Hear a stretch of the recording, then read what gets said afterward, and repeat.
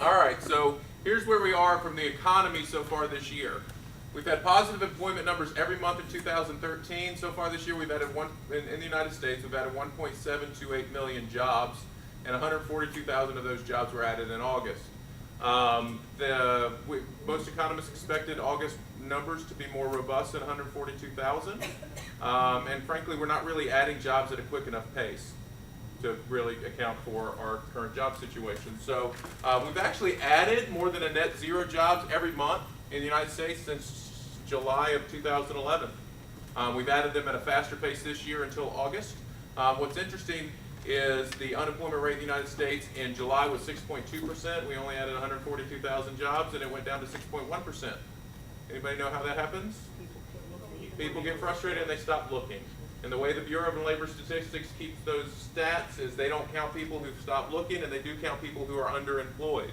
So it's interesting to watch it go from 6.2 to 6.1. It's not really an accurate reflection of where we are from a jobs market right now. The true unemployment rate in the United States is really somewhere between 13.5% and 14.5%. Okay? So that's not a metric I put a whole lot of stock into, but the good news is about the unemployment rate is when the national media reports it going in the right direction for a couple of 3 years in a row, you take positive news from the national media anywhere you can get it, because they'll sell tickets to a train wreck, right? They know that negativity sells, and that's what they put out there. When they report something positive, I don't think you should tell your clients, hey, the real unemployment rate is 14%, right? Stick with 6.1% and take it when you can get it. The labor force participation rate is down to 62.8%, which is an all-time low. That means 92 million people in the United States are not working.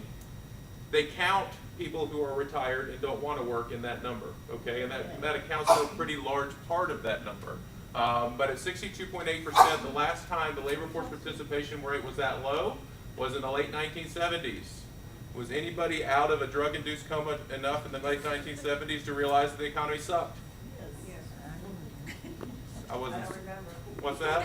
Yeah. So Natalie was too high to realize it was a tough economy then. But it was, and I was 8, so I wasn't really watching, and at that time. So, but it's the labor, it will get better. I don't think there's any doubt about that. But right now, it's a pretty challenging time for that. Mortgage rates are a very positive thing. Okay, mortgage rates actually rose slightly, 0.02 of a point last week to 4.12 from 4.10. 4.10 is the lowest mortgage rates have been since last summer. And last summer, the reason mortgage rates rose is because Ben Bernanke came out and he opened his mouth.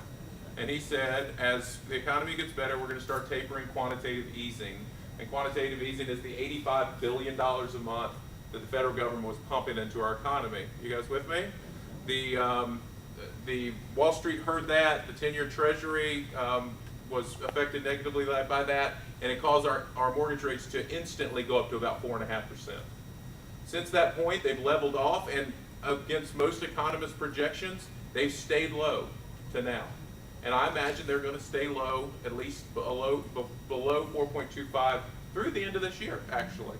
So that's really good. In the grand scheme of things, if you got used to 3.5% mortgage rates, 4.12 doesn't feel that good. But if in the grand scheme of things, mortgage rates average about 7%. So 4.12 is pretty doggone good. Money is very, very cheap right now. I updated this on Saturday or Sunday evening, so I didn't look at what the Dow did yesterday, but the Dow fell 61.49 points last week to 16,987. It's up 2.5% for the year and was up almost 27% last year. Why does that matter to us? Okay, nobody's going to answer. If you're quiet long enough, I will answer for you. Does that sound like a good deal?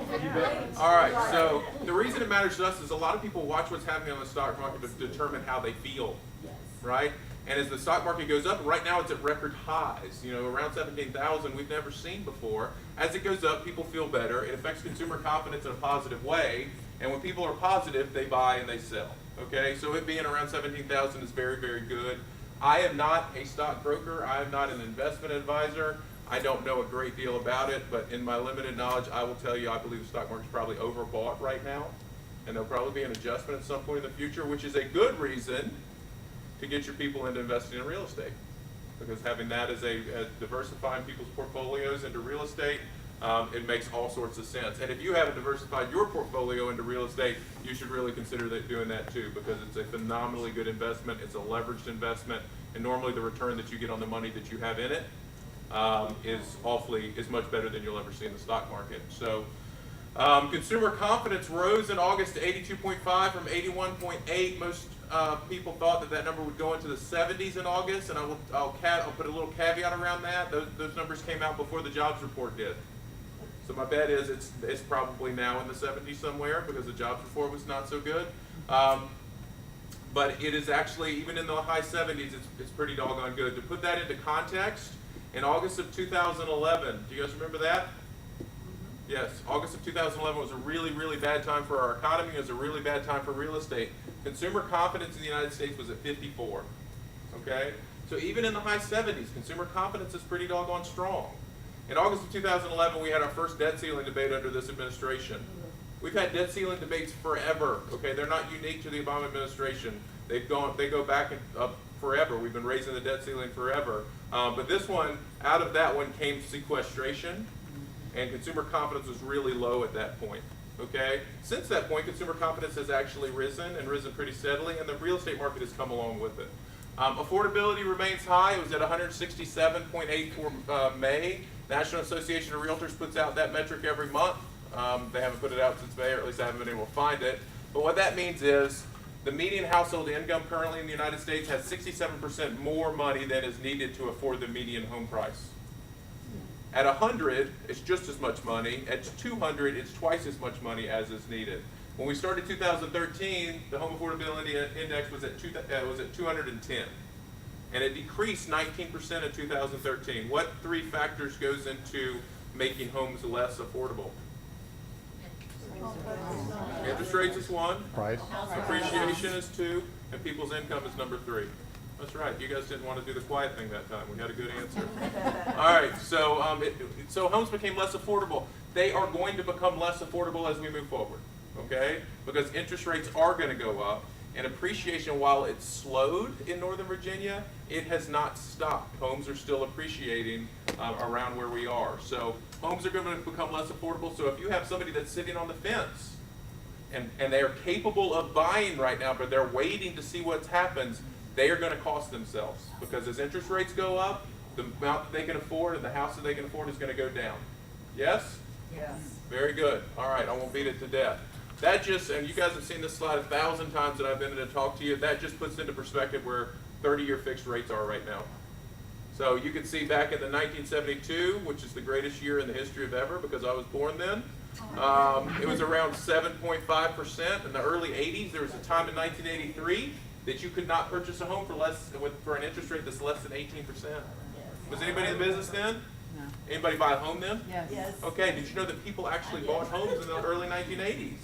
So it doesn't matter. A lot of these factors are important to determining the strength of a real estate market, but what we should all recognize is, regardless of the market, people buy and sell homes, okay? They just found a different way to do it in the 1980s. Sellers were holding second trusts, right? There were assumable loans from before that people are assuming, which is going to be important moving forward. You guys know that a lot of these loans that were written during the recession are assumable FHA loans? People will still have to qualify for them. The purchasers will still have to qualify for them, but that'll be a marketing piece for you guys as interest rates go up, which they will. Is they're going to be able to assume a 30-year fixed loan at a much lower rate. Are you guys with me? Yes, Kurt. Just from my own knowledge, do you happen to know what caused that gigantic spike from I can't see the year? Jimmy Carter? Is that what it was? Well, I don't think he was solely responsible. No, it was him. Yeah, he was. I'm from Georgia, and he's our only president ever, and he was pretty much solely responsible for that. I don't have a good answer for you. You know, the market is a very strong thing, and one guy can't. I mean, we can blame Obama for the market or George Bush or whoever, but one guy doesn't do Is that that. like a 4 or 5? Pretty much, there's a bunch of other guys across the river that do that, so not just one. But to tell you, in 1979 it was around 10% and went up to 18% by 1983. It was back down around 10% by 1986. Yes? So, you know, you're not going to see those interest rates anytime soon, but you are going to see 5% and you're going to see 6%. You're probably going to see 7% the next 3 or 4 years, would be my guess. Okay? That just shows you, Mortgage Bankers Association, do you guys remember Dave Stevens? Yes. Dave Stevens had a cup of coffee as the president of Long & Foster, and then he went to work for the administration. But he was here for a good solid 6 months. But he now runs the Mortgage Bankers Association. He's now the CEO of the Mortgage Bankers Association. They put out their projections on a monthly basis. These graphs, while they look big, that number on the very far left is 4.64%, okay? Not a high interest rate, right? You can see they were really, really, really low. You see they were in the 3.5% range late in 12 and into 13. You see that here? You won't ever see it again, okay? There's very little chance you'll ever see a 30-year fixed rate in the threes again, all right? But that's okay. They've gradually, they spiked in the middle of last summer because what we talked about, and they've sort of leveled themselves off in the low 4.1 to 4.2% rate since that point. The projections for the third quarter of this year are wrong.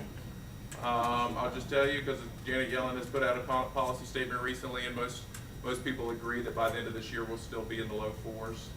But I don't think, and economists have been saying forever that interest rates are going to rise to the fives.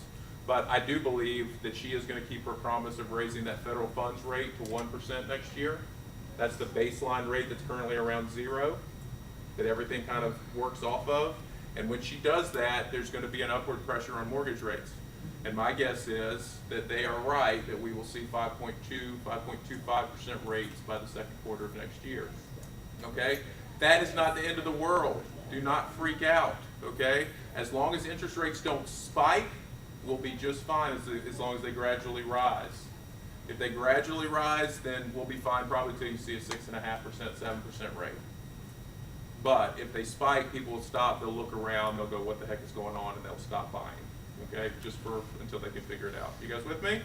So this is nothing to freak out about. It's actually good. If they feel comfortable enough raising that federal fund rate, then they feel comfortable enough with our economy, it's actually a very positive thing. But people are missing out on a huge opportunity right now with cheap money. You've seen this graph. It's an updated graph. Just use it. I'm not going to spend a lot of time talking about it, but Jeanetta's got it, so you guys can get it from her. This is just to help people visualize what waiting is going to cost them, okay? To help you articulate to people that waiting is actually going to cost them money, because people buy payment, they don't buy price. They don't care that a house costs $500,000. They care what it's going to cost them per month as to whether or not they can fit it into their budget. This just shows you the difference between a $300,000 mortgage at an 8% rate and a $300,000 mortgage at about a 4.2% rate is an additional payment for them on a monthly basis of $747 a month, right? This is the other side of it, which is what we're forecasting at a 5.2. This is a 4.6% rate versus a 4.9% rate. It's going to cost them $110 more a month. I mean, that's a trip to it's a trip to a decent grocery store. It's not a trip to Wegmans or Costco. You know, when I walk into Costco, I might as well just hand them $400 and leave because I would get off cheaper. And it all just spoils. But anyway, you would think I ate it all by looking at me, right? Yeah, that kid's jokes are in effect today.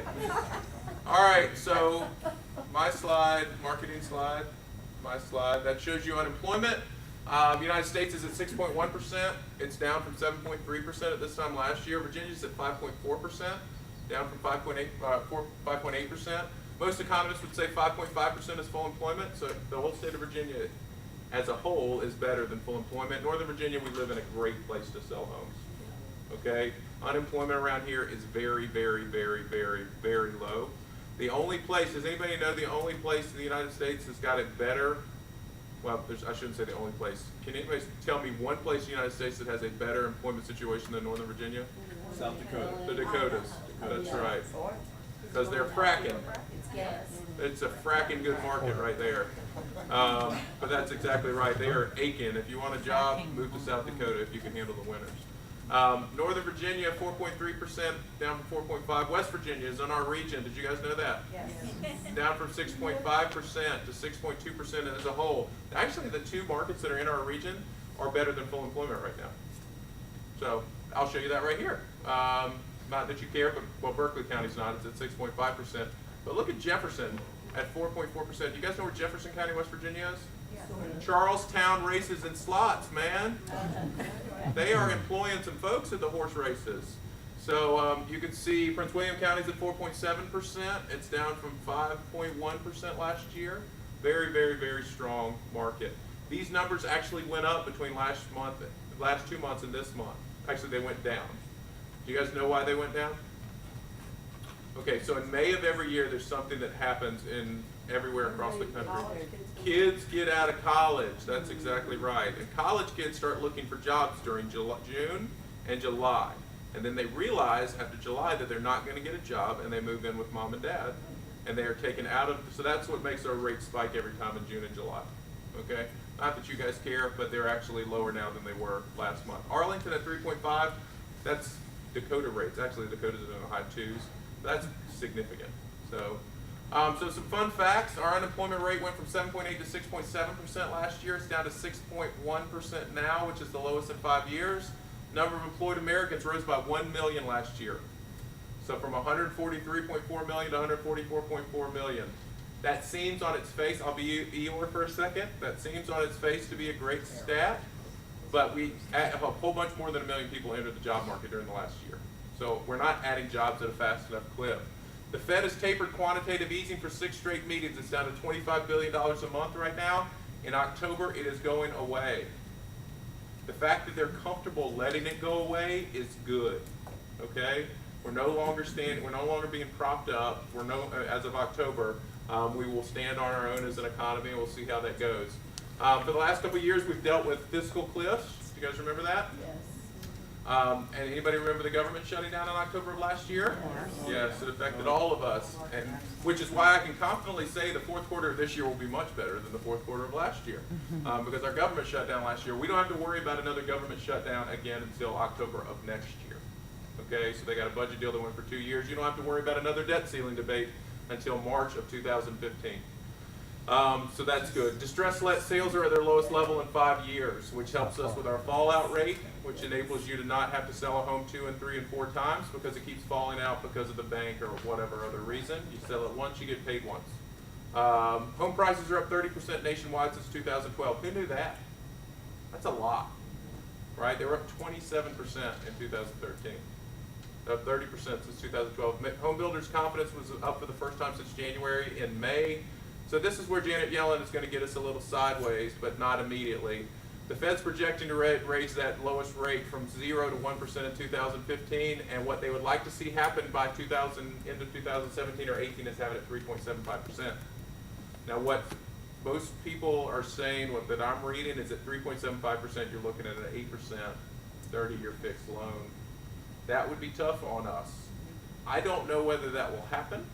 I don't think that it'll happen.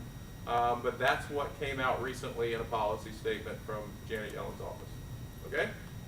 Everybody excited about that? Spirit fingers? No? Everybody almost went for the spirit fingers. All right. About 2 million missing households. Not just young people. I put young people up here, but young people and baby boomers are choosing not to rent or to buy right now. Does that make sense? What happens when you choose not to rent or buy? Where do you go? Home to mom and dad or home to kids? We're compressing into the middle, right? Kids are moving in with mom and dad moving in with kids.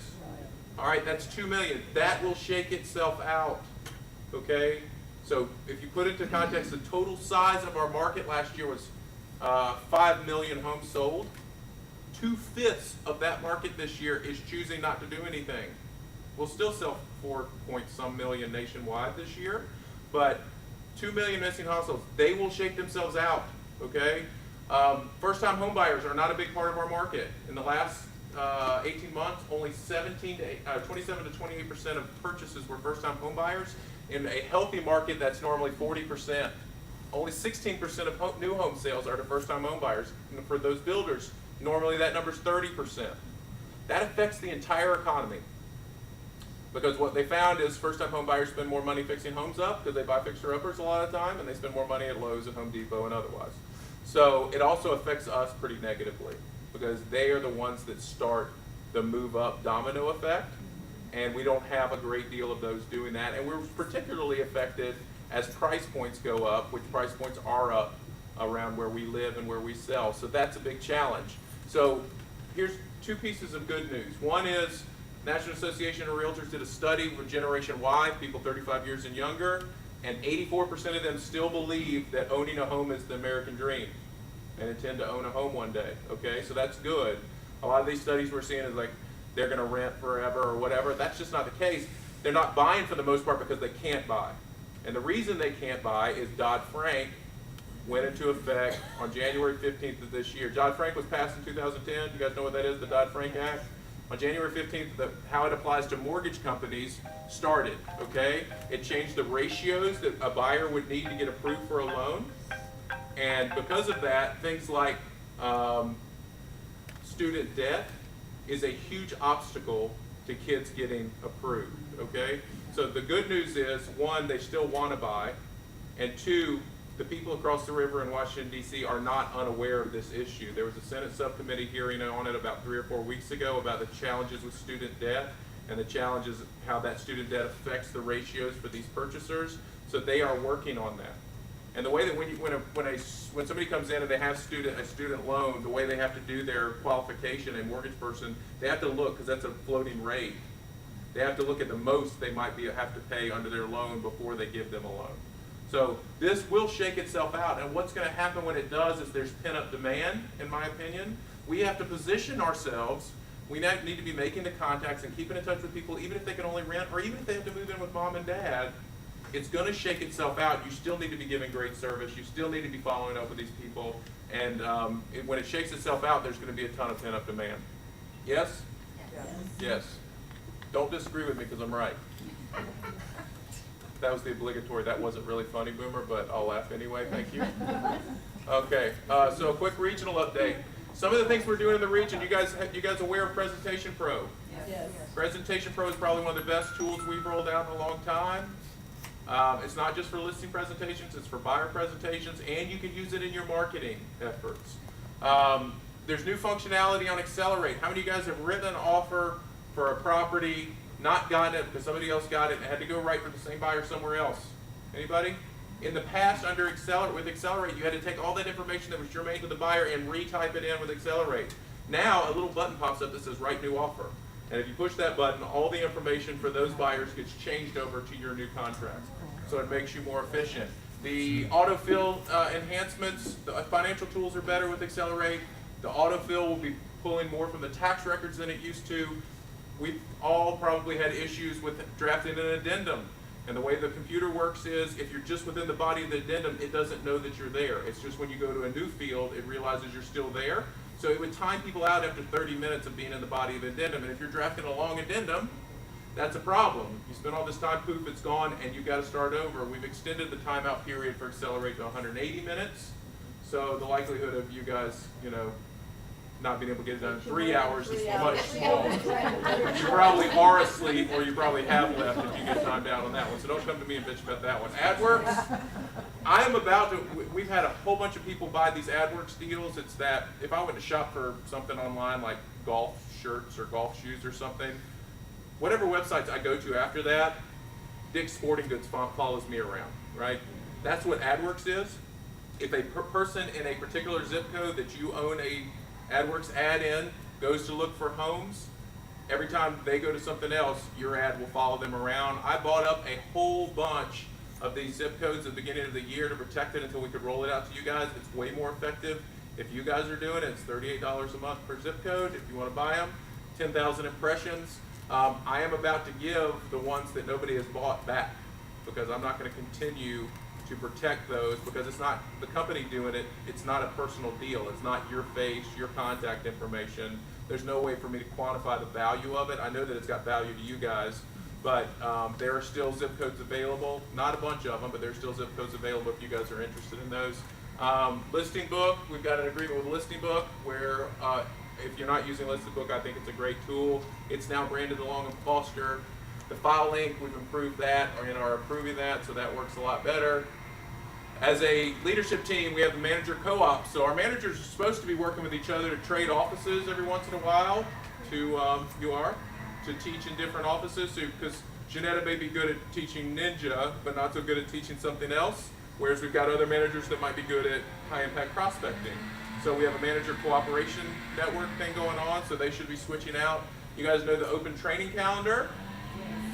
You get an email from me every Thursday. I'm sure you file it in the deleted items section of your email. But don't ever complain to me about not having enough training, okay? Because the training is there if you want it. We're exclusive with Steve Woodruff. He's got a fabulous product. It's not like a Buffini or a Ninja or a Mike Ferry or something like that. It's not a program. It's a program that you use within a program. It's about presentations. It's about establishing your value. It is very, very good. I'm working on we're actually doing something with him to where we're going to get trained so that we can actually get that ourselves. But we'll probably bring it back one more time. 180-day new agent training manual we've been working on, should roll that out soon. It's essentially the McDonald's how to make the French fries. First 180 days in the business, this is what you do every single day. One thing we know about Long and Foster's training is all the other companies think it's the best. No matter who tells you how great their training is, they send their agents to us, and then they say be there 2 years, and we'll try to get you back after 2 years. Our job is to keep you if they've sent you here. I don't know if you're got any clandestine undercover agents for other companies here at this point, but no. But everybody else thinks our training is the best, and we're going to continue to improve it. We're not satisfied with where it is, and we're going to continue to improve it. Working on the agent retirement transition plan. You guys work all your lives to create these books of business. Then when you retire, there's nothing there, right? Because it just goes away. There's no residual income. We're working on something to solve that for you. Transaction coordination hubs is something that's being baited right now in another part of the region. We should be able to roll that out at some point in the near future. And we have a new and improved web presence that will come out the first part of next year. Our public-facing websites, we've always done that proprietarily because we could and we were big enough to do it and nobody else could handle a company our size. But we are now farming that out because we have some folks that we feel comfortable will do a really, really good job with it, and much better than we're currently doing. The public-facing website's going to get much better. Your agent portals are going to be much, much better. There'll be mobile apps, there'll be different search functions. It's going to be very good. Look for that in the first quarter of next year. So marketplace performance. I finally got to the point, right? This shows you what happened in 2013 in all of our counties that we operate in. You can see Culpeper was up 29% and Arlington was up 12%. Who would rather sell in Culpeper than Arlington? All this really reflects is that Culpeper healed later, or is in the process of healing later than Arlington was. Arlington healed quicker because we're only comparing 1 year to the year before. But it does reflect a really, really solid real estate year because every single market we had was up. So this is this year. GPAR is actually up 9.69%, but down 3.66% in units. Fredericksburg Area Association of Realtors is the only one overall that's up in both units and volume, but it's only up 1/10 of a point in units. Prince William is up 3% in volume, but down 2% in units. And NVAR is getting hammered. Okay? The closer you get to Washington, D.C., the more challenging the market has been. And the reason for that, in my opinion, is price points. There's a sweet spot in every single area, and there's a sweet spot around here. Obviously, I don't know what it is for a single-family home, but I mean, it's probably $300,000 to $450,000. You put a single-family home in some of these areas, and it goes. You give above the sweet spot right now, and it labors.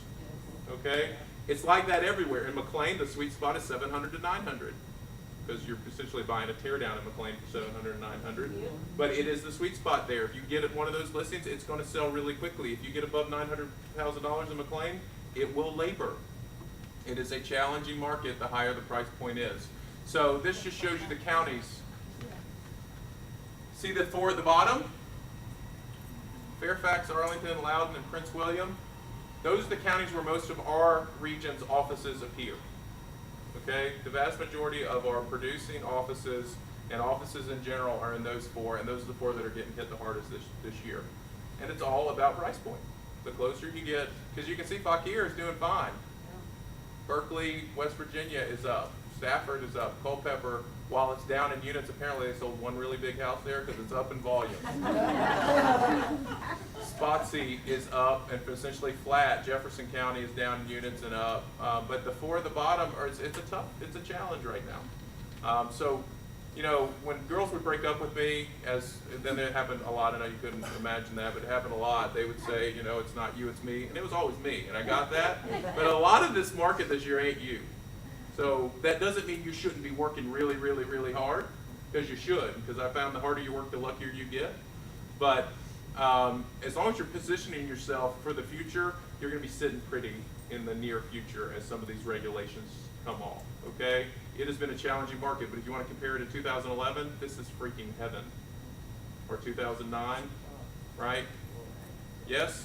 So if you can make it through the Great Recession, you can make it through the challenges of Dodd-Frank. It's all attitude. And we were at the NVAR Economic Summit last week, and they were talking about that it is an economic hangover. Yep. So the recession hangover is what we're going through right now, and it's going to be that way through 2015. So it's Well, I gonna know be more than they do. So well, I'll bet you it's earlier than 2015 that we come out of this a little bit. it's getting better. So it has improved the last Yep. 2 months. They're hoping that it's going to continue through Yep. 2015. And we live in an area that is constantly changing. Yep. As far as people buying and selling. Yep, no doubt. It's a very transient Business area. out there, it's just a matter of finding it. How many of you guys are from Northern Virginia originally?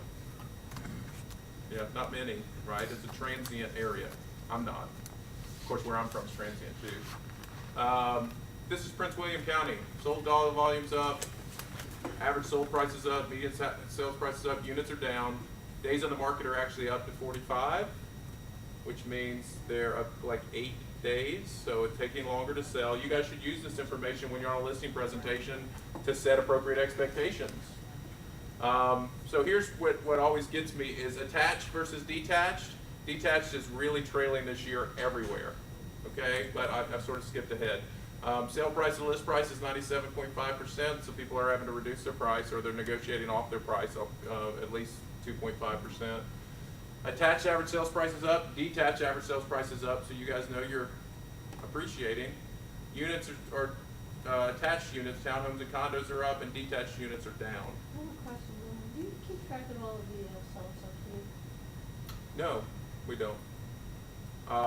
You know, that is a market-to-market deal, and we saw it go away a lot in 2013, whereas it was a huge part of our market through the recession. Is it back? That's why that's. Yeah. Well, I mean, to who cares, from a seller's perspective, if your net number is what matters. Somebody wants a seller's subsidy and you didn't get to closing, your net number is the only thing that matters, so let's not get all freaked out about if I were. I'm not freaked out about it all. You look freaked out about it. No, I'm just kidding. I'm just kidding. All right. I think it's great, and I think it gets people on hold. Yeah, absolutely. So, this is Gainesville. Look at the attached units in Gainesville. 18% down. Right. Units overall are down 10.5%. Your sold dollar volume is down 6.47% in Gainesville. Is that what it felt like? Yes. Yeah. It's, you know, it's been tough, but it's going to get better, and we need to position ourselves for that. So this is one thing that I found interesting. We looked at the average sales price for Long and Foster in the state of Virginia and our competition in the state of Virginia. And the average sales price for us is about $85,000 higher than what our competition sells for, and our average days on the market is a week shorter. So how do you use that? I think you can use that in a listing presentation. We sell our houses for more and in less time than our people do, and I can, you know. Can I forward this? She's got it. She's already got it. So if you guys want that, so we have sell your house quicker in less, you know, in less time and for more money than everybody else, which is what they're looking for, right? Less stress and more money. It's pretty easy, and you can actually substantiate it. You can back it up. So our market is funny. We've got cheap money, high consumer confidence, high affordability, record highs in the stock market, solid unemployment numbers, no matter how misleading they are. And all of this, but we're dealing with a sluggish real estate market. We've kind of identified why. You know, qualification is tough. First-time home buyers are absent. But here's one thing that I know. In 2009 and 2011, 4.1 million homes sold in the United States. So two of the worst real estate markets since the Great Depression, still over 4 million homes sold. So we know that in every single market, 1980s, early 80s, with high interest rates, every single market homes are going to sell. We just need to be doing those activities so that we capture a higher percentage of those homes. All right? Michelangelo said the greatest danger for most of us is not that our aim is too high and we miss it, but rather that our aim is too low and we reach it. All right, that's it. Any questions? That's as quick as I can do it. No, you guys are captivating. Thank